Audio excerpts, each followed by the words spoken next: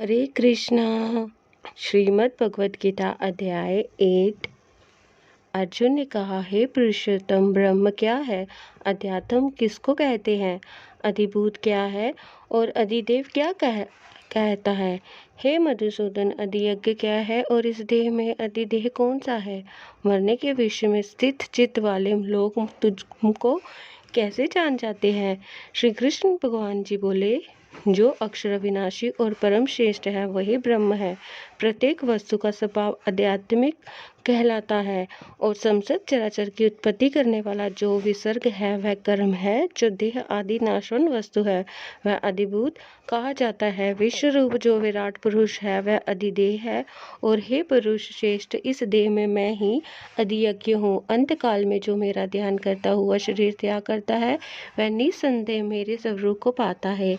हे कौंती पुत्र, अंत समय मनुष्य जिस वस्तु का स्मरण करता हुआ शरीर त्यागता है वह उसी को पाता है। इस कारण तू सदैव मुझ ही में मन को लगाकर मेरा ही स्मरण करते हुए संग्राम करो। तुम निसंदेह मुझको आ मिलोगे। हे पार्थ, अभ्यास रूप योग से युक्त हो दूसरी ओर न जाने वाले मन से सदा चिंतन करता हुआ पुरुष परम आदि दिव्य पद को ही प्राप्त होता है। देव जो अंत समय में मन को एकाग्र कर भक्ति पूर्वक योग अभ्यास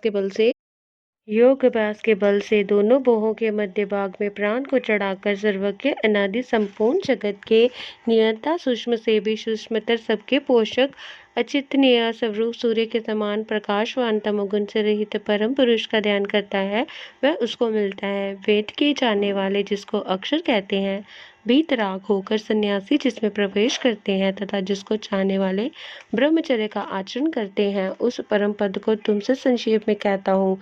जो सब इंद्रिय द्वारों को रोककर मन को हृदय में धारण कर प्राण को मस्तक में ले जाकर समाधि योग से स्थित ओम इस अक्षर का उच्चारण करता हुआ देह को त्यागता है, उसे मोक्ष रूप उत्तम गति प्राप्त होती है। हे पार्थ, जो मुझ ही में मन लगाकर नित्य प्रति मेरा स्मरण करते हैं, उन सदैव स्मरण करने वाले योगियों को मैं बहुत सुलभ रीति से प्राप्त होता हूँ। मुझको प्राप्त होने पर परम सिद्धि को प्राप्त करने वाला महात्मा गण फिर जन्म नहीं धारण करते, जो नाशवान और दुख का घर है। हे अर्जुन, ब्रह्मलोक प्रत्यंत जितने लोक है वहां से लौटना पड़ता है, परंतु मुझ में मिलने से फिर जन्म नहीं होता। हे भरतषभ, जिस काल में योगी जन देह छोड़कर फिर नहीं लौटते और जिस काल में लौटकर आते हैं वह काल बतलाता हूँ। जिस काल में अग्नि प्रकाश और दिन शुक्ल पक्ष को ऐसे उत्तरायण के 6 महीने में मृत्यु को प्राप्त होते हैं।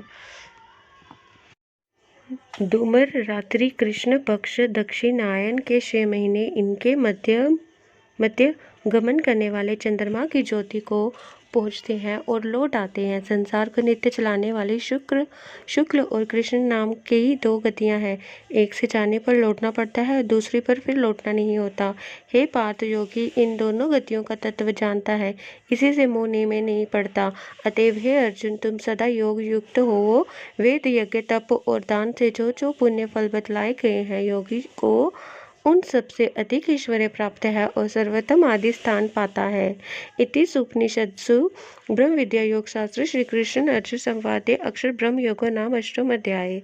श्रीमद् भगवद गीता अध्याय 8 समाप्त।